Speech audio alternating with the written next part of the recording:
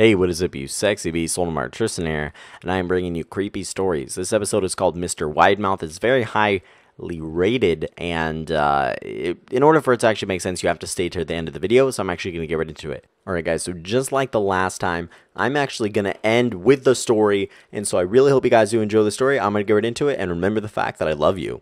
During my childhood, my family was like a drop of water in a vast river, never remaining in one location for long. We settled in Rhode Island when I was 8, and there we remained until I went to college in Colorado Springs. Most of my memories are rooted in Rhode Island, but there are fragments in the attic of my brain which belongs to the various homes we had lived when I was younger.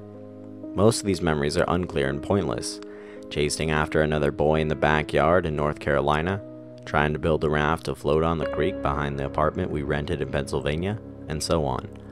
But there is this one set of memories which remains as clear as glass, as though they were just made yesterday. I often wonder whether these memories are simply lucid dreams produced by a long sickness I experienced that spring, but in my heart, I know they are real.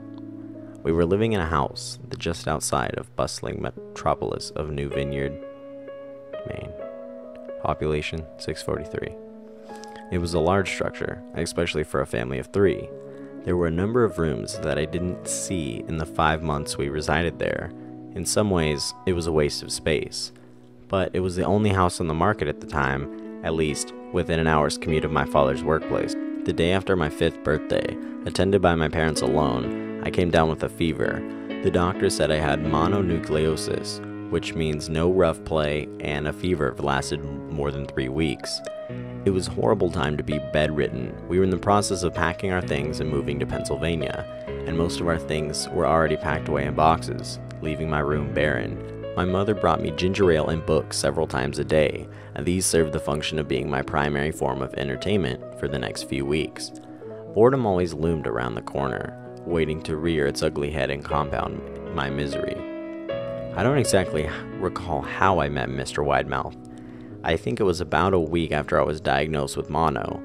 My first memory of the small creature was asking him if he had a name. He told me to call him Mr. Widemouth, because his mouth was large. In fact, everything was large about him in comparison to his body, his head, his eyes, his crooked ears, but his mouth was by far the largest. "You look kinda like a Furby," I said as he flipped through one of my books. Mr. Widemouth stopped and gave me a puzzled look. "Furby? What's a Furby?" he asked. I shrugged. "You know, the toy. The little robot with big ears, you can pet and feed them, almost like a real pet." "Oh," Mr. Widemouth returned to his activity. "You don't need one of those. They aren't the same as having a real friend." I remember Mr. Widemouth disappearing every time my mother stopped by to check on me. "I lay under your bed," he later explained. "I don't want your parents to see me, because I'm afraid they won't let us play anymore." We didn't do much during those first few days. Mr. Widemouth just looked at my books, fascinated by the stories and pictures they contained. The 3rd and 4th morning I met him, he greeted me with a large smile on his face. "I have a new game we can play," he said.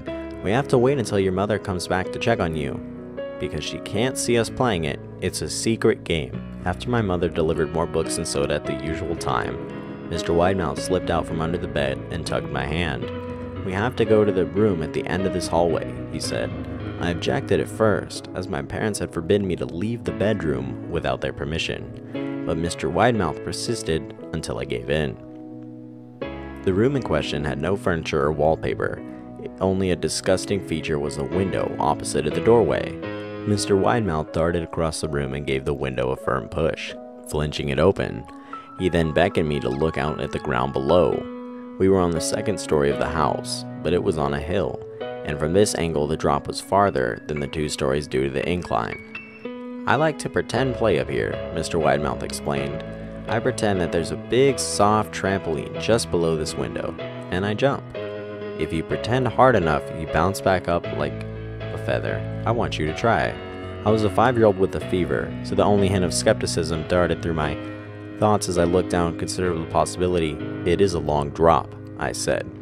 "But that's all part of the fun. It wouldn't be fun if it were only a short drop." "If it were that way, you may as well just bounce off a real trampoline." I toyed with the idea, picturing myself falling through the air to bounce back up to the window or something unseen by human eyes. But the realist in me prevailed. "Maybe some other time," I said. "I don't know if I have enough imagination. I could get hurt." Mr. Widemouth's face contorted into a snarl, but only for a moment. Anger gave way to disappointment. If you say so. He spent the rest of the day under my bed, quiet as a mouse. The following morning, Mr. Widemouth arrived holding a small box. I want to teach you how to juggle, he said. Here's some things you can use for practice, before I start giving you lessons. I looked in the box. It was full of knives. My parents would kill me, I shouted, horrified that Mr. Widemouth had brought knives into my room, objects that my parents would never allow me to touch. I'd be spanked and grounded for a year. Mr. Widemouth frowned. It's fun to juggle with these. I want you to try it. I pushed the box away. I can't. I'll get in trouble. Knives are unsafe to throw in the air. Mr. Widemouth frowned deep into a scowl.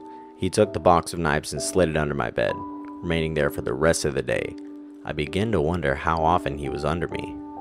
I started having trouble sleeping. After that, Mr. Widemouth often woke me up at night, saying he put a real trampoline under the window, a big one that I couldn't see in the dark. I always declined and tried to go back to sleep, but Mr. Widemouth persisted.